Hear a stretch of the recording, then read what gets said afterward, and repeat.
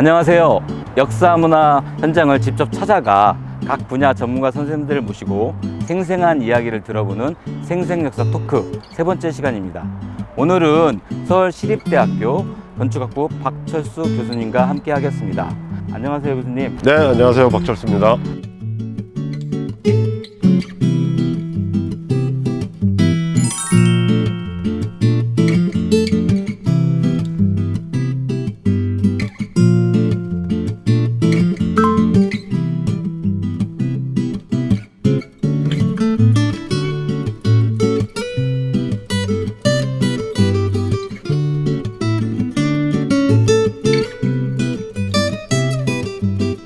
오늘 여러분과 나눌 말씀은 맨션의 탄생과 아파트 욕망이라고 하는 것입니다.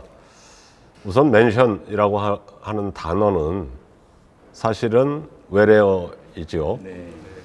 또 따지고 보자면 서양 사람들의 별장 같은 얘기일 수도 있겠고요. 근데 이게 예를 들면 대한민국에 처음 들어온 것은 여러분들 잘 아시다시피 대한주택공사가 역점 사업으로 추진했던 한강 맨션 아파트에서 최초로 일반화된 단어입니다. 우선 대한민국에서 아파트라고 하면 사실은 모두의 욕망이라고 말씀드렸지만 그거에 걸맞도록 아파트를 다룬 책이 너무너무 많습니다. 즉 사회학자 전상인 선생은 한국 사회를 평등사회다 이렇게 설명한 적이 있습니다. 여기서 평등이라고 하는 것이 차이와 차별 없이 누구나 고르다라고 하는 평등이라는 뜻이 아니라 평자는 아파트의 평수, 등은 자녀들의 학급 석차. 그러니까 몇 평의 아파트에 살며 아이가 몇 등 하는가라고 하는 게 한국 사회를 설명한다 이렇게 얘기했습니다. 자, 그렇다면 이 아파트는 대한민국에 언제쯤 어느 시절에 들어왔을까? 당연하게도 일제강점기에 일본에 의해서 번역되어서 들어온 얘기입니다.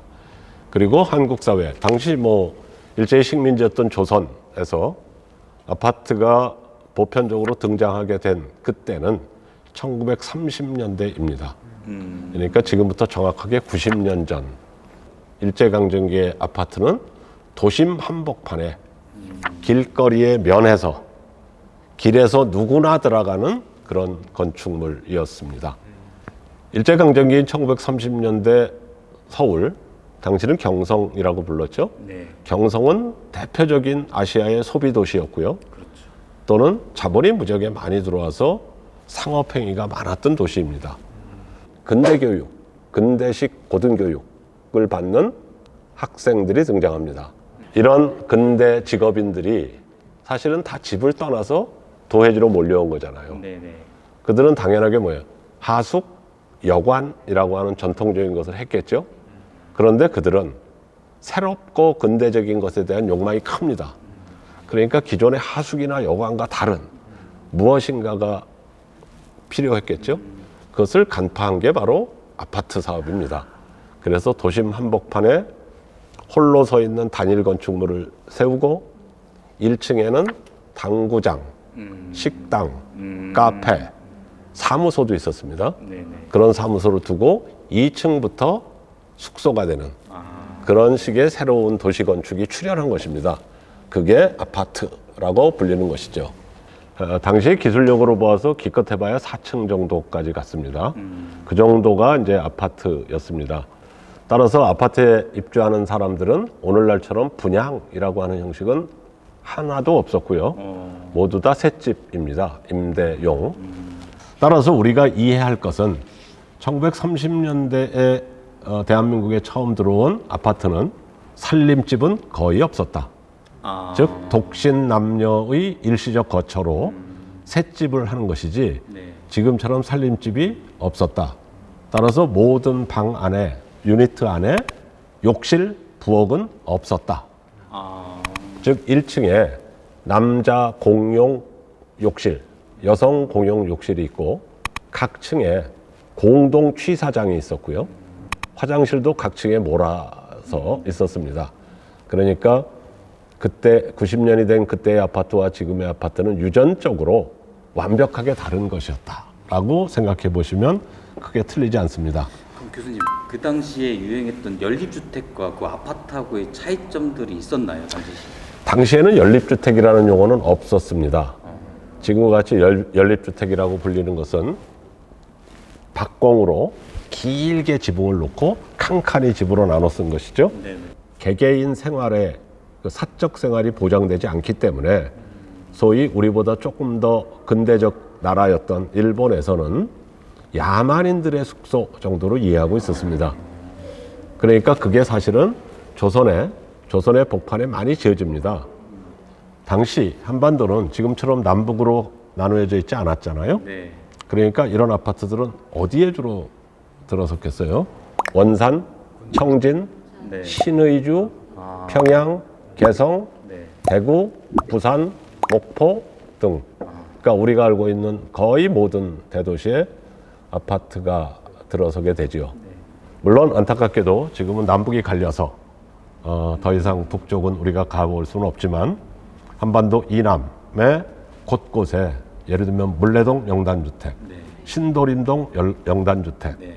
뭐 이런 것들이 남아있는 흔적은 바로 당시 일제강점기에 만들어진 조선주택 영단의 주택건설 사업의 흔적들이다. 네. 이렇게 보시면 크게 그르지 않겠습니다.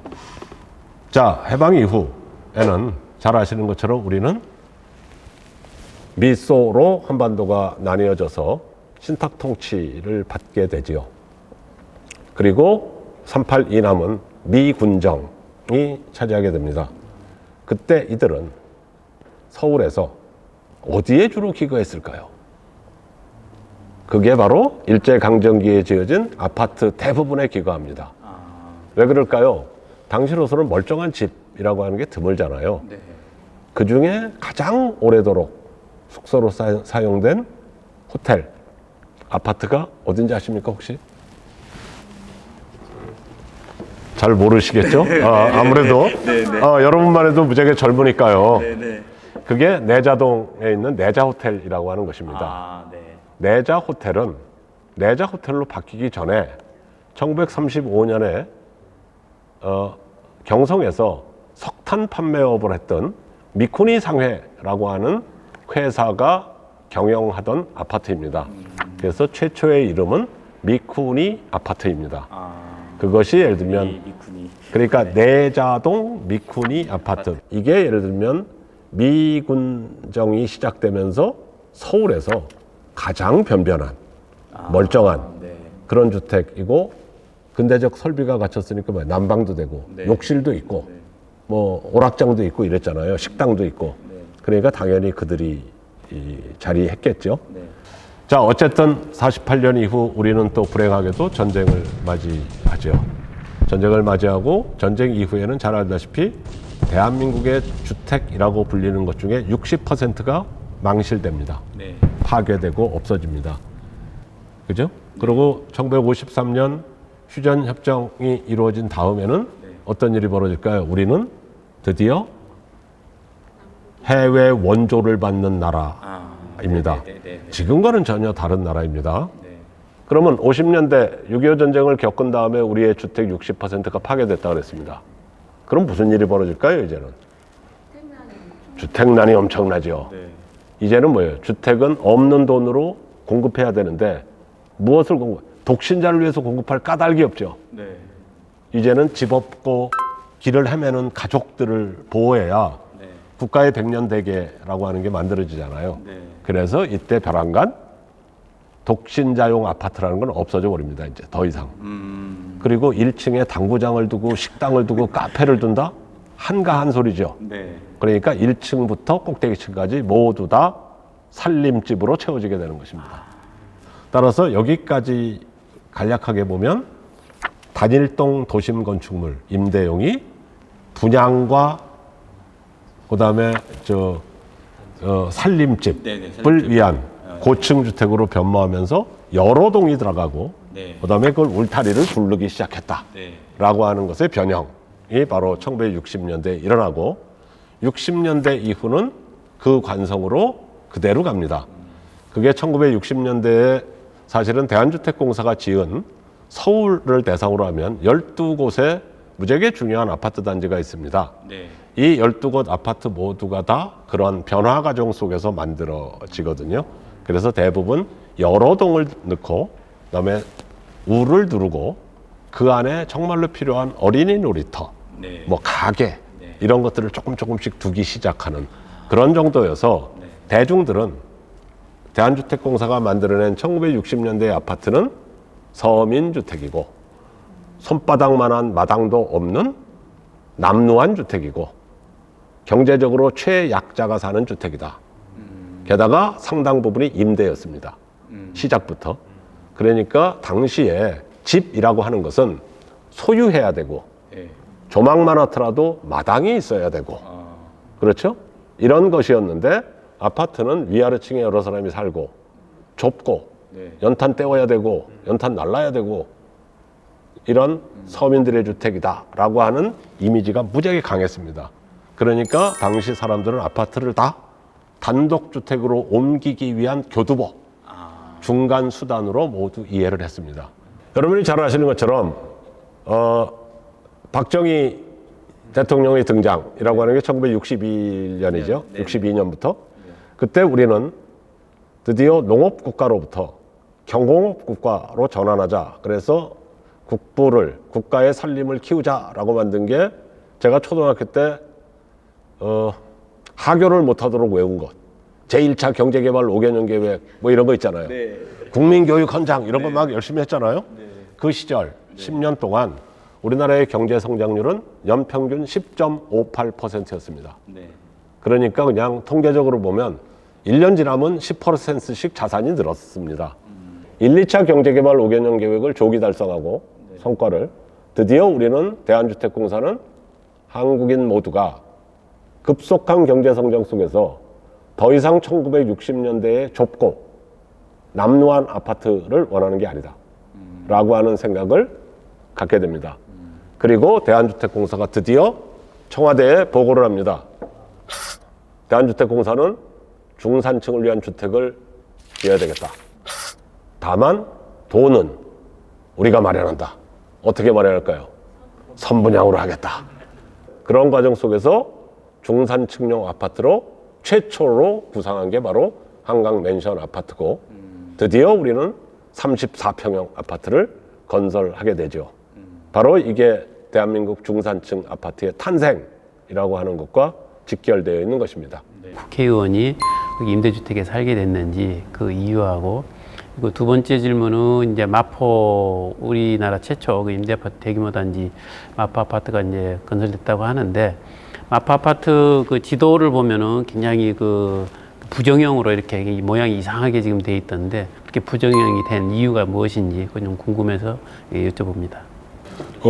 두 가지 질문이 우리의 아파트를 이해하는 데 도움이 될 것 같습니다. 첫 번째는 상가주택이라고 말씀하신 것은 오늘날로 치면 주상복합 아파트의 원형입니다. 당시 국회의원들은 지역구가 많았는데요. 지금과 달리 서울에 집이 없었습니다. 그러니까 임시로 어디서 서울에서 묵어야 되는데 회기 중에는. 그래서 사실은 세운상가에도 잠깐 있었고요. 국회의원들이. 그다음에 지금 경복궁 서쪽에 서촌이라고 하잖아요. 거기 창성정 아파트라고 하는 데도 좀 있었고요. 그래서 막 돌아다닙니다. 그리고 맨 나중에 지금처럼 의원회관 같은 오피스를 만들게 되죠. 그래서 딱히 국회의원들이 살 만한 고급 주택이었다기보다는 지역구를 갖고 있는 국회의원들이 와서 임시로 거처하기엔 적당했다. 왜? 도심이었으니까. 그런 뜻으로 이해하시면 좋을 것 같고요. 마포 아파트의 이렇게 부지가 왜 이렇게 부정형할까? 잘 알다시피 마포 아파트의 부지는 누구 거였는가? 원래. 네? 형무소, 서대문 형무소. 법무부 거였죠. 법무부 거라는 얘기는 일제강점기에 형무소 자리였습니다. 그리고 형무소에 감옥들이 있던 데가 아니라 모든 형무소는 형기를 일정 부분 채운 사람은 노역을 해야 되잖아요. 네. 대한주택공사가 인수해서 잘 알다시피 10동의 Y자형 6동, 일자형 4동이 들어가는 한국 최고의 대단지 아파트를 처음 짓게 되죠. 그래서 그 위치가 형무소, 농장의 경계에 고스란히 쓴 것입니다. 네, 오늘 이제 노들섬에서 반포 주공 아파트로 움직였습니다. 그리고 우리가 오늘 한국의 맨션 아파트 혹은 오늘날 우리가 아파트 단지라고 하는 욕망을 꿈꾸게 된 구체적인 세 개의 대표적 사례가 있었다고 했습니다. 네. 그게 예를 들면 강북 혹은 강변이라고 해야 할까요? 네. 한강 맨션 아파트가 있고 네. 또 하나 역시 강중 아파트가 있습니다. 네. 여의도 시범 아파트가 이제 섬이기 때문에 네. 여의도가 있고 네. 그 다음에 강남이라고 하기에는 강에 너무 붙어 있어서 네. 역시 남쪽의 강변 아파트인 반포주공 아파트 네. 이렇게 세 개가 대한민국 맨션 아파트의 삼각편대라고 되게 우리가 얘기합니다. 네. 그 중에 제일 처음 순서대로 보면 한강 맨션 아파트, 이어서 여의도 시범 아파트, 이어서 반포 주공 아파트가 됐죠. 네. 그럼 우리가 여기서 뭐를 캐치할 수 있냐 하면 서울의 중심이 한강 이북의 끄트머리에서부터 네. 강중의 여의도를 거쳐서 강을 넘어와서 드디어 강남에 이르렀다. 그래서 서울의 발전축인 동시에 드디어 강남 아파트라고 하는 한국인들 대다수의 욕망이라고 네. 하는 것으로 거슬러 내려오게 되겠죠. 우선 한강 맨션 아파트는 잘 아시는 것처럼 요즘 생각하면 무지하게 큰 아파트는 아닙니다. 네. 다만 당시 34평짜리의 비교적 예상치 못했던 대단히 대형 평수의 아파트가 들어섰죠. 네. 당시 기껏 커봐야 20평형대 정도가 대한주택공사 등 민간이 지은 아파트의 보편형이었습니다. 네. 그러니까 그것을 생각하자면 2배 정도의 넓이가 되었죠. 그 얘기는 곧 1960년대를 거치면서 한국 경제 규모가 2배쯤 성장했다. 대한주택공사는 새롭게 등장한 중산층을 위해서 주택을 공급해야 되는데 네. 공공재정은 그쪽으로 투입할 여력이 적었습니다. 할 수 없이 생각해내는 것이 이제 선분양 문제가 되겠죠. 네. 그래서 한강 맨션 아파트는 당시 한강 백사장에 목재로 네. 대강 지은 네. 그런 모델하우스를 뒀었고요. 네. 당시는 모델하우스라는 영어가 보편적이지 않아서 견본주택이라고 불렀습니다. 네. 그러니까 한국 최초의 견본주택은 한강 맨션 아파트에서 시작됐다라고 하는 것이고요. 또 하나는 여의도 시범 한강 맨션 반포 주공이 갖고 있는 커다란 특징은 제가 한강을 얘기했었잖아요. 네. 모두 다 홍수 시에 물에 잠기는 곳이었습니다. 그러니까 한강이 예를 들면 치수 사업이 안 돼 있었기 때문에 예. 강바닥이 얕고 넓게 됐었잖아요. 그렇죠. 그러니까 이 토지를 효율적으로 쓰기 위해서는 한강의 땅을 파서 네. 한강 정비를 한 다음 거기서 나온 흙을 가지고 양쪽에 둑을 만들어야죠. 네네. 그러면 더 이상 물이 범람하지 않는 땅이 생기잖아요. 네네. 그래서 만들어진 게 한강 백사장에서 북쪽에 한강 맨션 아파트. 그 다음에 밤섬을 폭파해서 얻은 흙과 바위를 가지고 매번 침수되던 여의도를 돋궈서 여의도가 더 이상 한강이 범람하지 않는 곳으로 만들고 그다음에 그건 강 중에 있잖아요. 네. 그러니까 혹시 강물이 느린 속도로 다니긴 하지만 흐르다가 옆에를 침식할 가능성이 높아서 거기다 이제 벚나무를 동그랗게 심는 것입니다. 그게 오늘날 여러분들이 여의도 벚꽃 축제라고 하는 것을 하게 되는 것이고요. 네. 그 제방을 일컬어서 우리가 윤중제라고 부릅니다. 자, 그런 다음에 한강 맨션이 갖고 있는 커다란 특징은 잘 알다시피 마포 아파트에서 만들어진 담장으로 둘러쳐진 일종의 섬과 같은 네. 아늑한 주거지를 얻겠다라고 하는 것이었습니다. 네. 동네마다 치안이 조금 완벽하지 않은 동네에는 좀도둑들이 좀 많았습니다. 따라서 그렇게 만들어진 중산층의 주택단지 담장을 두르고 거기에 예를 들면 오늘날의 관리사무소에 해당하는 경비실이 경비를 쓰고 있다라고 하는 건 상대적으로 매우 치안이 안정된 주거지에 산다는 뜻이죠. 네네. 여성들 역시 자기의 소망이나 꿈이 없지 않았기 때문에 그들 역시 도회지로 왔는데 여전히 남성 중심의 사회였고 여성들은 늘 대도시는 불안한 곳입니다. 그런 곳에서 잠자리와 일거리 모두를 제공하는 유일한 직업이 식모라고 부르는 것이었습니다. 한강 맨션 아파트는 아예 대놓고 대한주택공사가 식모방이라고 하는 것을 따로 설계하기도 했습니다. 몇 평대에는 당연하게도 식모방이 있을까? 정확하게 30평입니다.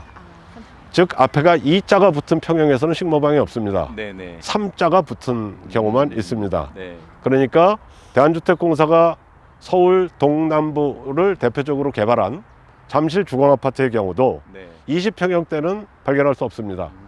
다만 5단지의 30평형대는 예외 없이 식모방이 있었죠. 그러니까 식모방이라는 것, 사설 경비가 담장을 둘러쳐진 것을 경비를 서주는 것, 네. 그리고 모두 다 남향으로 일렬로 서 있는 것, 네. 그리고 우리가 캘린더나 혹은 서양의 엽서, 영화 등에서 볼만한 푸르른 잔디밭이라고 아. 하는 게 쫙 펼쳐져 있는 게 대부분 사람들의 로망이자 꿈이죠. 네네. 그게 예를 들면 한강의 맨션 아파트였고요. 또 한강 맨션 아파트가 갖고 있는 커다란 특징 중에 하나는 온수 보일러가 상시 공급됐었습니다. 수도꼭지만 열면 온수가 나온다라고 하는 건 거의 혁명에 가까웠습니다. 네. 또한 난방 방식도 그 이전에 아궁이 난방 방식, 연탄을 이용하는 것이 달라졌습니다. 그래서 여러분들은 오래된 아파트를 쳐다볼 때 굴뚝이 있느냐의 여부, 아. 높은 굴뚝이 있다라고 네. 하면 중앙 난방, 즉 네. 보일러를 이용했다라고 하는 뜻이고, 네. 높은 굴뚝이 없다 그러면 개별 연탄 아궁이 방식이었다라고 아. 생각하면 될 것 같습니다. 네네. 서울시가 별도로 서울 최초의 12층 아파트를 짓습니다. 그게 여의도 시범 아파트입니다. 아. 즉 여의도 시범 아파트는 엘리베이터와 에스컬레이터를 갖춘 최초의 아파트입니다. 에스컬레이터도 에스컬레이터가 있습니다. 어. 당연하게 예. 여의도 아파트가 만들어질 당시의 사진을 보면 여의도에 건물이라고는 거의 없습니다. 네. 허허벌판에 아파트만 들어갑니다. 예. 그럼 그 사람들은 강을 건너다니면서 일상용품을 구매해야 되겠죠. 그렇네요. 그렇기 때문에 네. 소위 말해서 지하에 상가들을 두게 됩니다. 아. 요 지하에 두는 상가들을 일컬어서 좀 고급스럽게 아케이드라고 부릅니다. 도시는 특별한 목적이 아니어도 어슬렁거리고 돌아다니는 묘미가 있어야 되는 거죠. 이게 산책이라는 개념입니다. 네. 즉 산책이 자연을 찾아서 걷는 것도 산책이지만 네. 사실은 그런 도시. 그래서 이런 산책의 개념이 등장한 게 또 역시 맨션 아파트들입니다. 또 하나는 여의도 시범 아파트는 당시 지어질 당시 60년대 후반 1969년 이때 서울시는 서울시를 아름답게 가꿔야 한다는 강박에 쌓여 있었습니다. 대한민국 수도 서울을 아름답게 가꿔야 되는데 아파트마다 등장하는 빨래 말리기와 네. 장독대가 이게 이 조선의 풍경을 연상한다.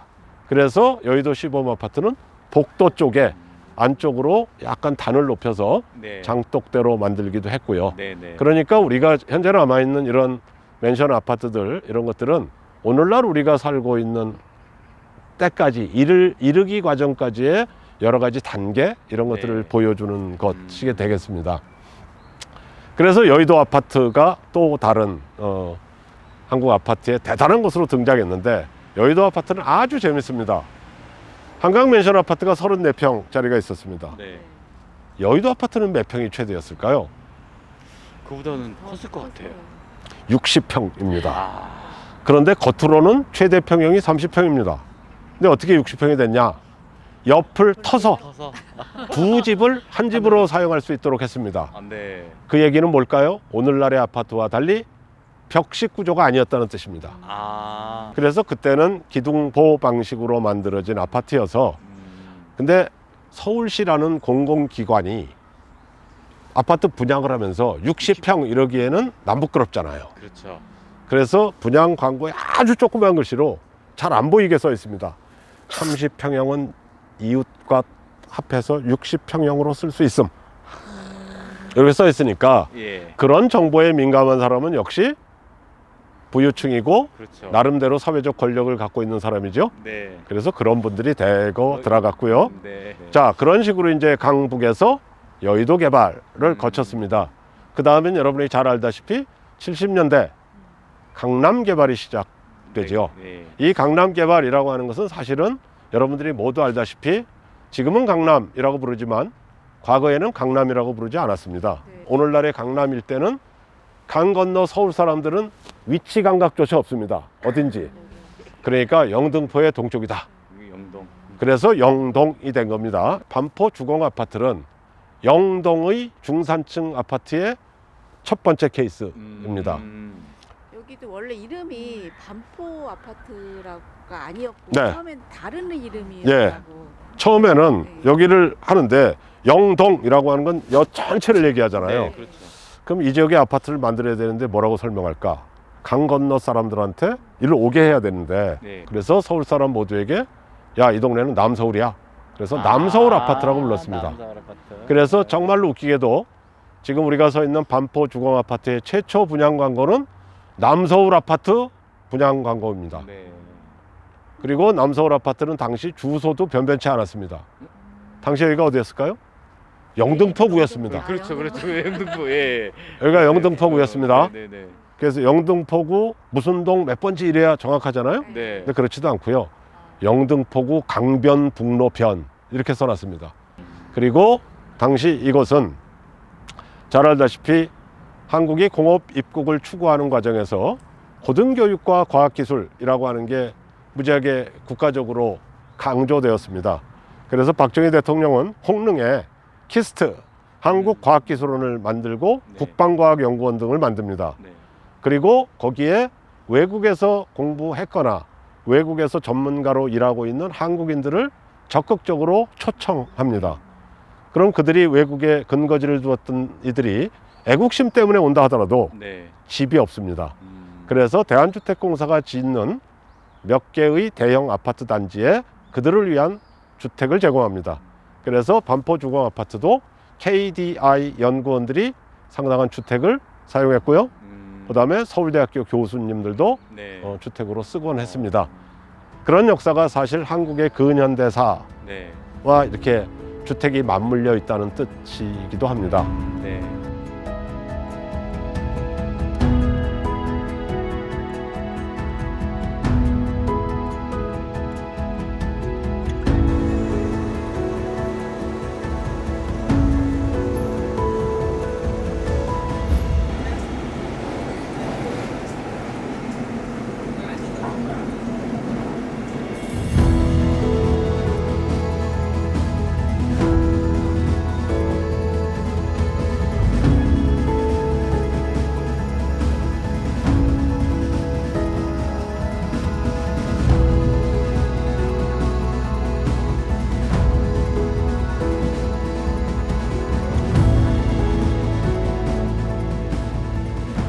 지금까지 이른 아침부터 지금 늦은 시간까지 맨션의 탄생과 아파트의 욕망이라는 주제로 답사를 진행해 주신 교수님께 정말 감사드립니다. 이것으로 제3회 생생역사 토크를 마치겠습니다. 제4회에는 우리 근대 음식에 담긴 역사를 주제로 한국학중앙연구원 장서각 주영화 관장님을 모시고 사회 답사를 진행하도록 하겠습니다. 그 사회에도 많은 관심 부탁드리겠습니다. 감사합니다.